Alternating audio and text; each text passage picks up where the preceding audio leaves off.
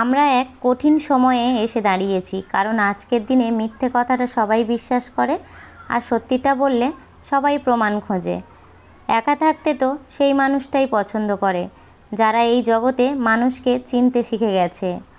মানুষের মধ্যে কিছু কিছু জায়গায় এমন থেকে যায় সেখানে সে সম্পূর্ণ একা, তার সেখানকার অনুভূতি অতি প্রিয়জনের কাছেও অজানা। আমি নিজেও জানি না যে কোন দিনটা আমার কাছে শেষ দিন, কোন কথাটা আমার কাছে শেষ কথা, কোন দেখাটা আমার শেষ দেখা। তাই প্রতিটি সময় মনে রাখি, যার শেষ ভালো তার সব ভালো।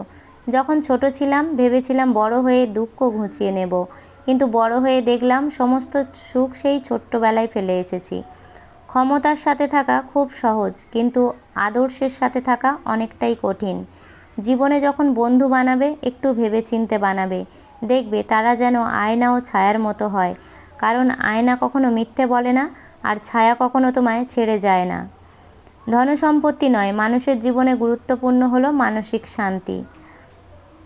টাকা ও সম্মান দুটো এক জিনিস নয়। টাকা তো ভিক্ষা করলেও পাওয়া যায়, আর সম্মান ব্যবহার ও চরিত্রের মাধ্যমে সেটা অর্জন করতে হয়।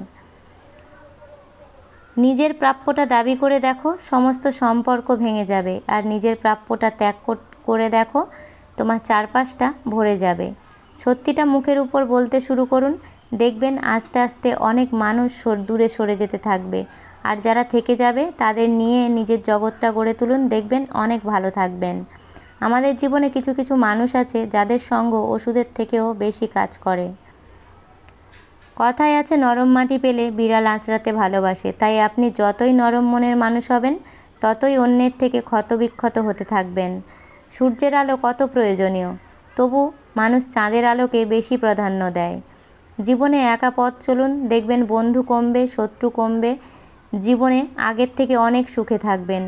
এই অনুপ্রেরণামূলক ভিডিওটি আপনাদের যদি ভালো লাগে, ভিডিওতে একটা লাইক দেবেন আর চ্যানেলটি সাবস্ক্রাইব করে আমার এই ছোট্ট চ্যানেলের পাশে থাকবেন। পারলে ভিডিওটা শেয়ার করবেন। সবাই সুস্থ থাকবেন, ভালো থাকবেন। ধন্যবাদ।